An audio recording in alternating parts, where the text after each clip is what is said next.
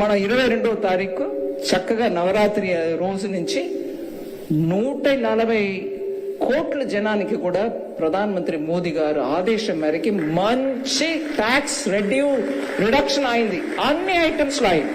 Cement, paint 30% ఉండింది UPA టైంలో, ఇవాళ అది 18కి వచ్చింది. 30% ఉండింది యూపీఏలో. టీవీ, ఫ్రిడ్జ్, వాషింగ్ మెషిన్ ఇవాళ 18.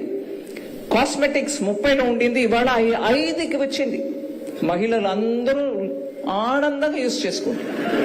రెస్టారెంట్స్ 21% ఉండింది యూపీఏలో, ఇవాళ 5. కుటుంబ సహితం వెళ్ళి ఎంజాయ్ చేసుకోండి వీకెండ్ ని. ఫుట్వేర్ 18% ఉండింది, ఇవాళ 5కి వచ్చింది. శానిటరీ ప్యాడ్స్ 13లో ఉండింది, ఇవాళ 0. విమెన్స్ హెల్త్ కోసం prime minister Modi Lal Qila red fort నుంచి చెప్పారు, శానిటరీ ప్యాడ్స్ ఫ్రీ డిస్ట్రిబ్యూషన్ కూడా మనం చేస్తున్నాం, బట్ 0 ట్యాక్స్. అలాగే చాక్లెట్స్ 30% ఉండింది, 18కి వచ్చింది. Detergents, toothpaste, shampoo, coffee 30 ఉండింది, 5%కి వచ్చింది. 5. మినరల్ వాటర్ 28లో ఉండింది, 5కి వచ్చింది. ప్లైవుడ్, శానిటరీ వేర్ 21కు ఉండింది, 5%కి వచ్చింది. మిఠాయిలు 18కు ఉండింది, 5కి వచ్చేసి.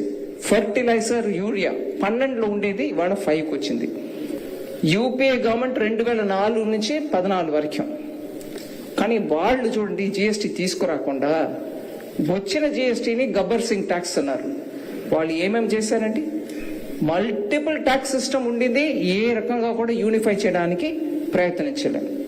ఎక్సైజ్, వ్యాట్, సర్వీస్ ట్యాక్స్ ఇన్ని రకాలు ఉండింది అప్పుడు.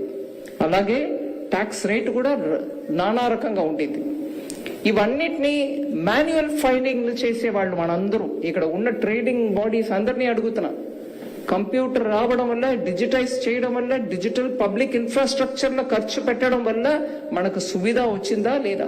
విశాఖపట్నం పక్కన మీరు చూస్తే ఛత్తీస్గఢ్, జార్ఖండ్, ఇట్లాంటి మధ్యప్రదేశ్, ఇంకా పైకి వెళ్తే హర్యానా, వాళ్ళందరికీ ఒక పోర్ట్ కనెక్టివిటీ లేకపోవడం వల్ల ఎంత ఇంటర్ స్టేట్ ట్రాన్స్పోర్ట్ కి వాళ్ళు ఖర్చు పెట్టేవాళ్ళు, ఎంత సమయం అయ్యేది.